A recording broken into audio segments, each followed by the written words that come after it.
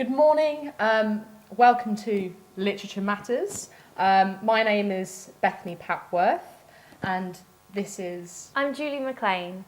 And today we're talking about Veronica Roth's best-selling novel, Divergence. Yes. Well, I'm only 3/4 of the way through this book, but you've finished it already, haven't you? Yes, I have finished the book, and to be honest, it was a really good read. I really recommend it to people out there, and I think you'll come to find that it's a really interesting story. So I've really enjoyed it. And I also want to talk about today the character of Tris. Oh, yes. So what do you think? She's the main character. She is a young girl, 16, and she lives in this kind of dystopian society, quite futuristic, but there's also the hint that it's a society that has survived a great war in the past, which we don't know a lot about. It's quite a different society. The main thing that's different from ours is that there are 5 factions, which are like... Erudite, we have Amity, Abnegation, Candor, and Dauntless.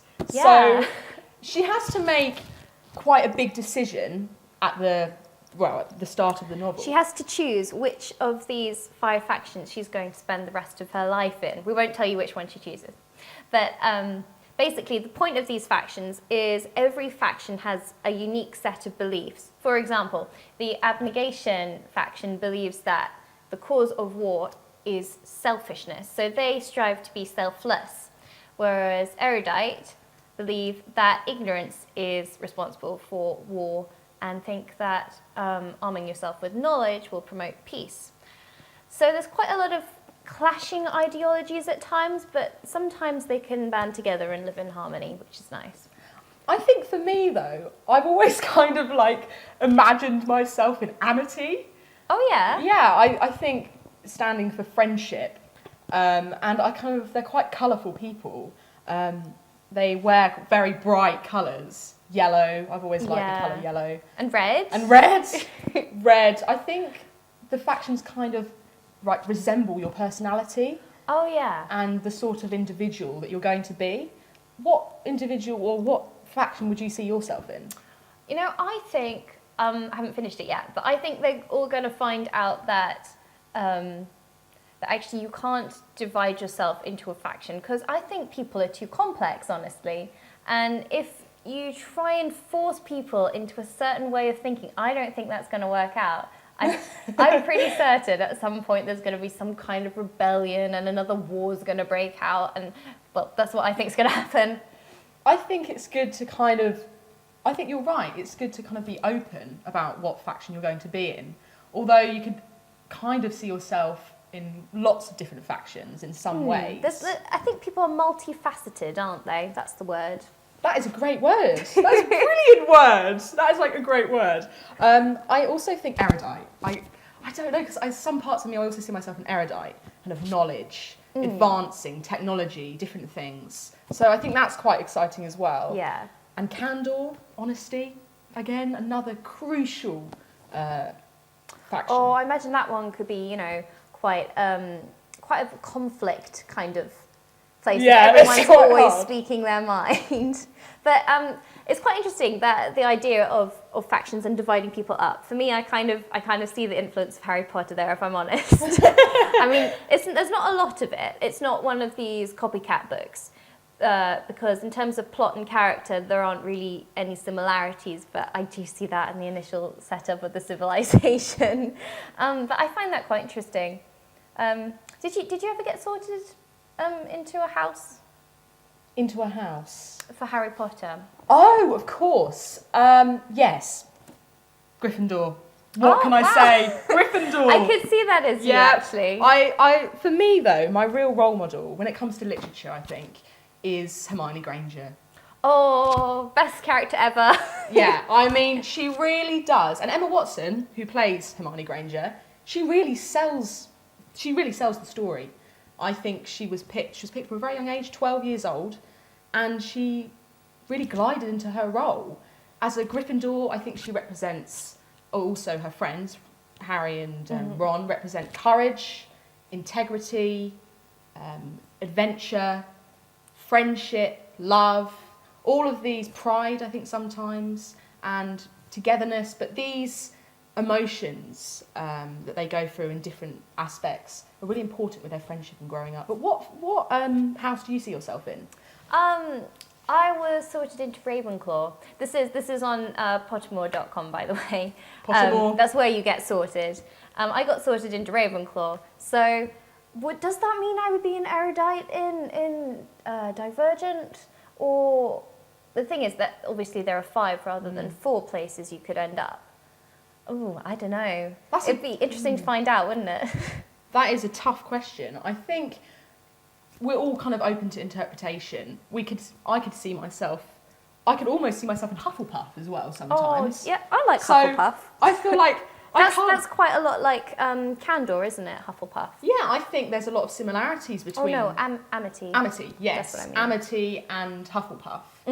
I've actually got quite a lot of traits and similarities.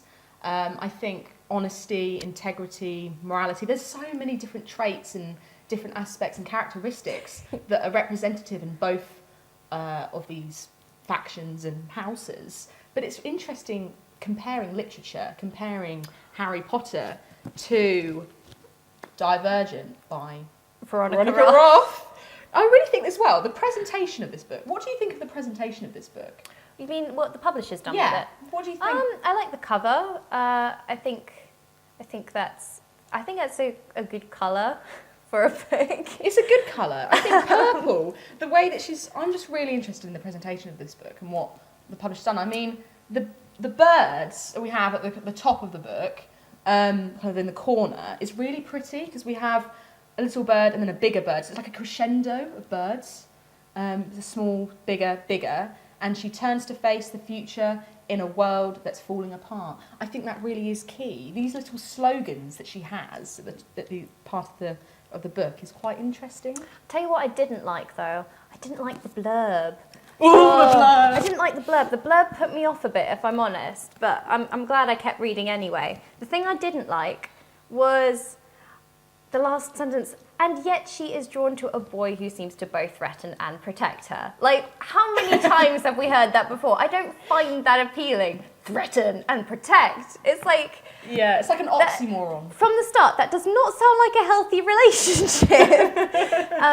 And yeah, I do worry about what kind of message that's sending out, that the kind of desirable person you're meant to be. Thankfully, the character it's actually talking about isn't so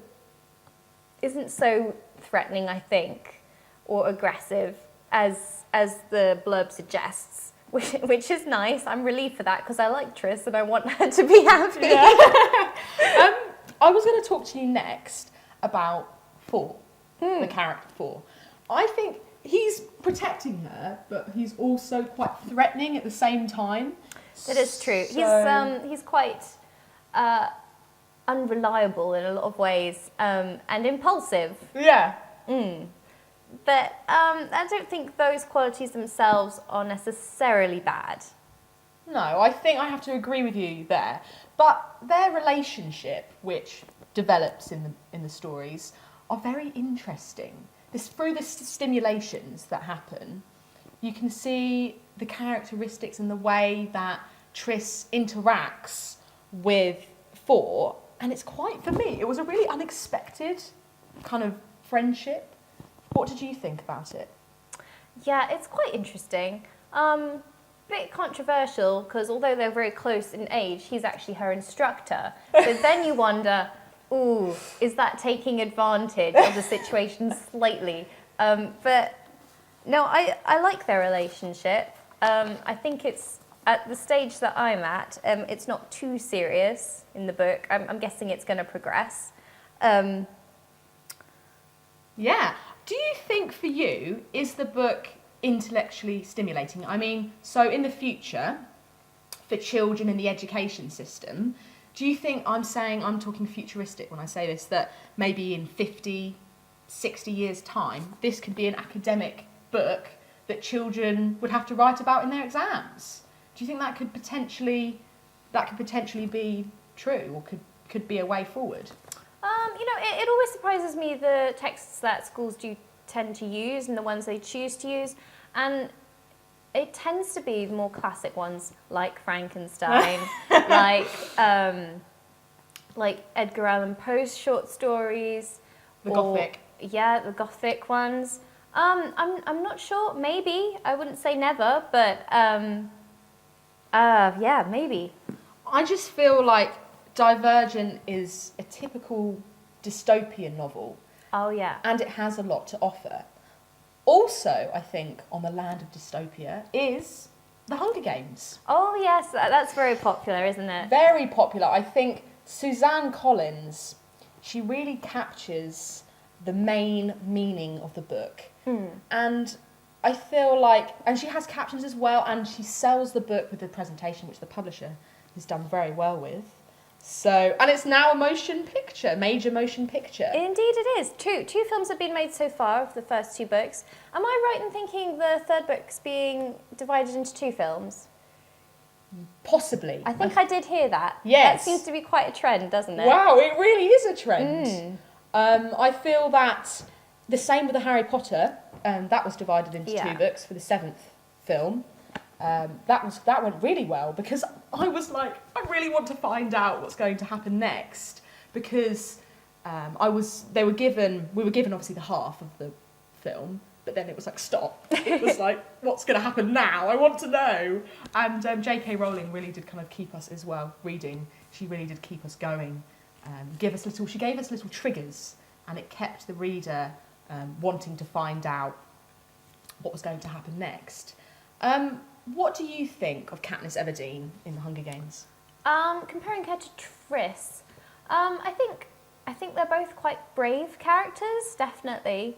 Although they're both dystopian novels, they both have quite different situations to deal with, I think. Katniss is in a life or death situation with other teenagers, and nobody is really her friend, whereas Triss has managed to make some friends, even though it is suggested she might not always be able to trust them. They could turn on her, but if she stays on the right path, then it could be all right, and they'll remain her friends and they can protect her. It's kind of balancing on a knife edge. With The Hunger Games, you knew for certain, what the dangers were, whereas Triss's situation seems a lot more ambiguous. Also, I think really interesting in The Hunger Games is the role that the Capitol plays. In the films, they represented the Capitol in a very rich, luxurious, we have all the money, the city, and it was maybe in some ways very selfish. They had all the money and they didn't want to share. And I remember this one moment in the book when Katniss, she has her bow and arrow, and she shoots directly in their direction, and then they're all worried and scared. They're like, "Oh, Katniss, what are you doing?" And she really does scare them. So what do you think about the Capitol? It was interesting. When I read it, I felt like it was a metaphor for Hollywood and fame in general. And yet then they go and make this massive film about it. And I'm like, the subject matter is basically the dark side of Hollywood. That's how I read it. There's people are always so concerned about their appearance. And people go to the extreme to stand out, dyeing their skin green and stuff like that, which seems quite odd to us. And then the whole idea of taking a nobody and elevating them to that status so you can watch them fall again. We've seen that countless times on programs such as The X Factor, other reality TV shows. And then the film seemed to forget that theme, which obviously, being a big Hollywood blockbuster, they have to be able to market it and get investment and everything. But it was interesting to see that theme disappear and get forgotten. What do you think about, another question that's been on my mind, is the districts. The way that Suzanne Collins represents the different districts. 12 districts, although, yes, 12 districts. And I feel like that's really interesting, the way that she's depicted the 12 districts. But what do you think about the districts? Like, what's your opinion of the way that she's done that? Again, similar to Divergent, it's a dividing up of the society. It seems quite interesting, categorizing people into sections. I think people are multifaceted. I think that kind of society is ultimately always going to fall down because people are going to rebel. It's not going to be what people want to do with their lives. It was interesting plot device though. Oh, I think you're right in saying that. I was doing a bit of research on Divergent, and I was kind of really interested to find out what people thought about the book. So this is what some people have said, or summed up in some really kind of interesting words. In a few words, Divergent is one long initiation trial. Beatrice Pryor is a member of society that has been maintaining its peaceful existence by separating its citizens into 5 distinct factions. These factions are formed on the basis of virtues they cultivate in their members. Candour values honesty the most, abnegation, selflessness, dauntless, bravery, amity, peacefulness, and erudite, intelligence.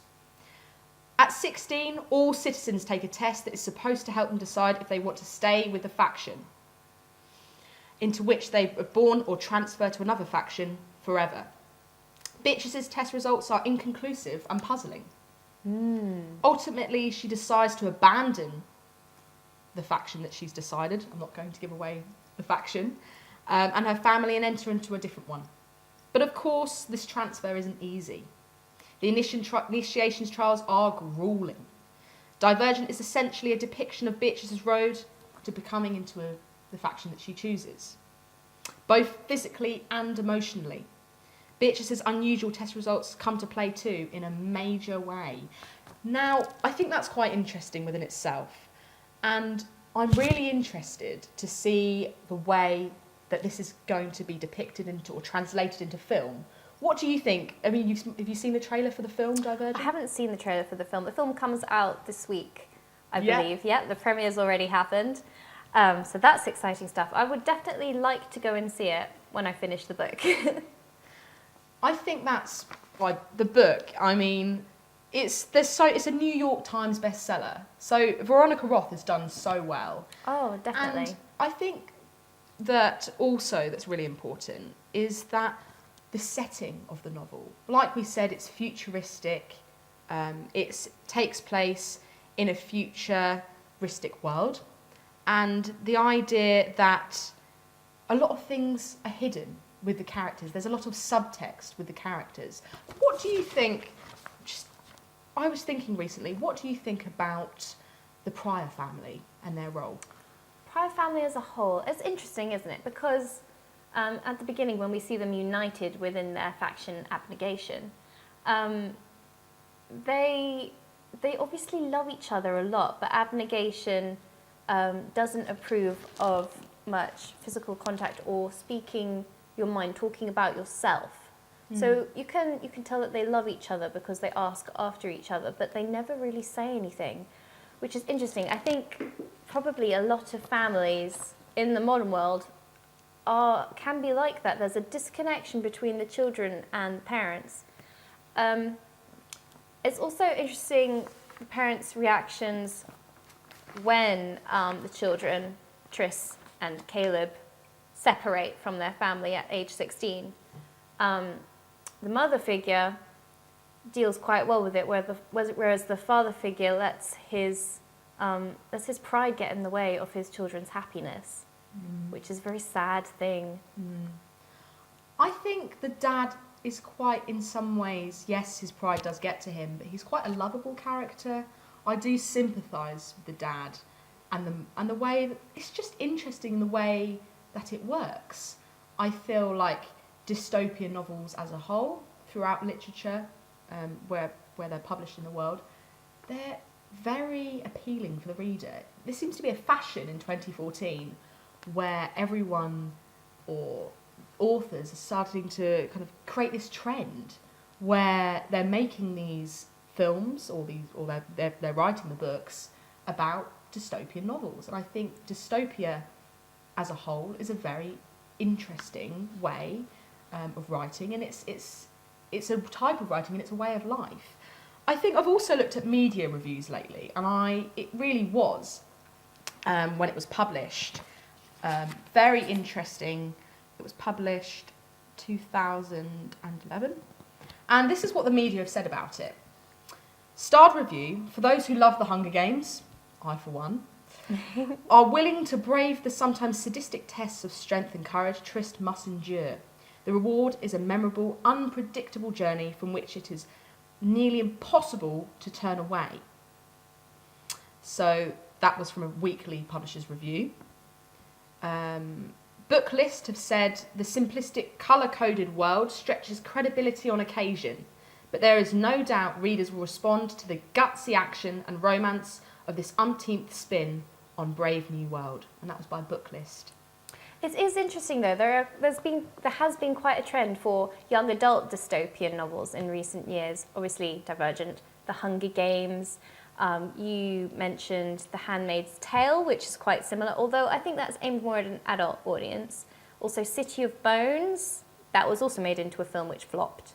One book that I read which I really enjoyed was the Maximum Ride series, which is quite similar but takes a more of a sci-fi lean to it, and it involves teenagers who have been genetically modified to have wings fighting back against a society which rejects them. Wow. I also think a novel that would really fit into this category is Matched by Ali Condi. She is interesting the way that she depicts this, because she depicts a society where everyone has to be matched. You need to find, for the female, you need to find your female, for the female, sorry, you need to find your male counterpart. And you're kind of forced together, like this, it's like this, a force to be reckoned with for the teenagers, because they're almost saying, right, you know, the society's saying, go and find a match, go and find your other part. And it's crazy because you're put together, there's this kind of bowl, and you take a piece of paper out of the bowl, and then you're told who you're going to be with for the rest of your life. I mean, that's mad. And then you're given these pills, red pill, blue pills, and they're meant to control your emotions. It's crazy. You're meant to kind of control your emotions with the red pill and the blue pill according to what's going on. And I also feel like it's really interesting when it comes to themes in Divergent. I think a key theme for me in Divergent would have to be identity.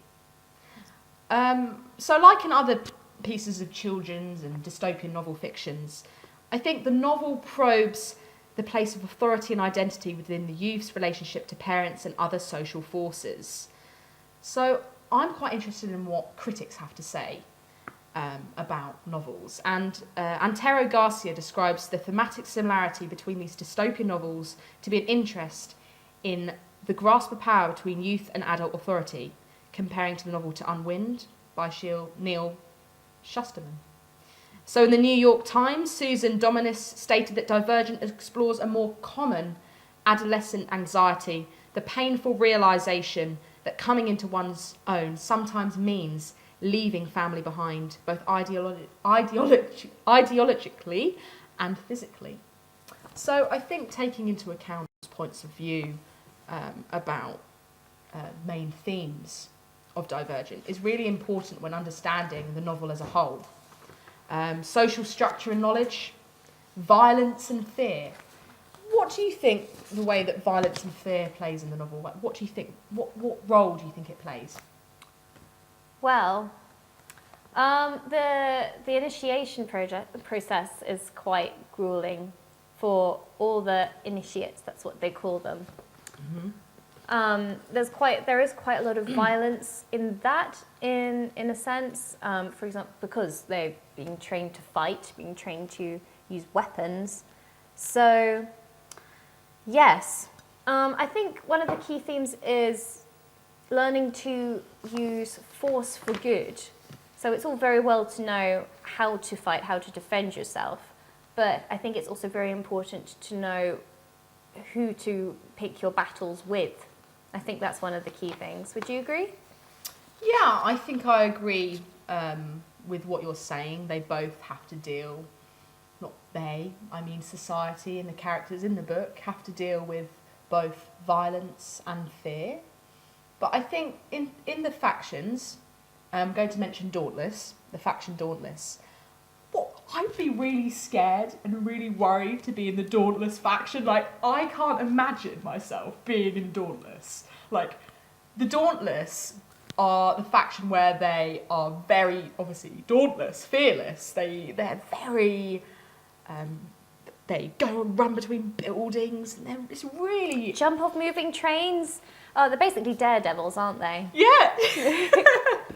They are like crazy daredevils, and as much as I'd love to kind of imagine myself in this daredevil situation, I can't imagine myself being a character who would kind of take on this role of being fearless. I mean, imagine if you're in the faction and you'd have to do that because everyone else around you would be acting in a dauntless way, as to say, and you would be influenced by your environment. But I really do believe that in this kind of philosophy that we are a product of our environment.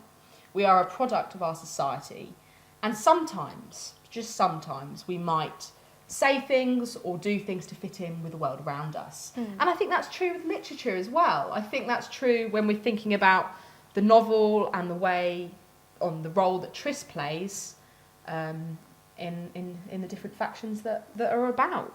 And I also feel that she is quite an emotional being, and I'm not really surprised really with the society that she's living in. She feels angry, she feels sad, she feels all sorts of different emotions that are key to understanding her as a character. But I think what's also important is the role that the prior family play. What do you think about the other characters like Caleb? What's your view of Caleb? Well, I'm only 3/4 of the way through the book, so Caleb is sadly quite absent apart from in the first couple of chapters. I'm assuming he comes back because from what I saw, he was a very interesting character. He, like Tris, he also chooses to abandon his initial faction, but he goes to a different one, to Tris. I think I'm definitely looking forward to seeing how his character has changed, what side of him his new faction has brought out of him and brought to the fore. But I did like how in the beginning there was instead of sibling rivalry, which is so common, we've got sibling companionship. They really seem to get along, and being so close in age as well, they had to choose at the same time because they were born in the same year. Can you imagine that? It's crazy. That is so mad to think that they're born in the same year. But Veronica Roth is clever. She really does depict and portray a society which is it's witty, it's clever. The way that I think this is just going to read something that kind of really captured my attention when I was reading this book. I close my eyes and picture my mother and father sitting at the dinner table in silence. It is a lingering hint of selflessness that makes my throat tighten at the thought of them. Or is it selfishness? Because I know I will never be their daughter again. And that is crucial for Tris making that decision. What faction is she going to choose? I mean, I feel like she's really, in this faction of abnegation, she's taught to be selfless, not to look in the mirror, not to be self-indulgent, to think about others, to be considerate of others. I think that's really a really key role, and I think it has a lot of meaning. Those are important life skills. I think it's quite interesting, the choice that she has to go through. To an extent, we all have to go through a similar choice, don't we? Even in our world, when we leave home, we go to university, or we go straight into work. There is like a gap that builds between you and your parents or the family that you left behind. But I think in the end it tends to grow back again. Do you know what I mean? Yeah, I think characters in the end, they go back to their roots. And I feel like characters and human beings, I feel we all have a purpose. And life can sometimes be about trial and error and what we're deciding to do. Triss's purpose, that's for the reader to find out. I don't want to give too much away, but all I know is that I've really enjoyed this book and I really would recommend it. If you're, I don't know, studying all day or you've been at work all day and you just want to escape into a different world, pick up this Divergent book by Veronica Roth. It's very addictive. Because she will transport you into a different world and you will go on a journey as a reader and you will discover what's going to happen next. So I think from Bethany Papworth and Julie McLean, we have loved talking to you about literature matters and we'd like to thank you for watching today. We hope you have a brilliant weekend. The sun is out. What's more to love? I love a bit of sunny weather. So from Julie and I, we hope you have a great weekend and enjoy the sun. And, you know, if you're in the mood, Divergent by Veronica Roth, I highly recommend it. Okay. Thank you very much for watching and I'll see you soon. Bye. bye for now.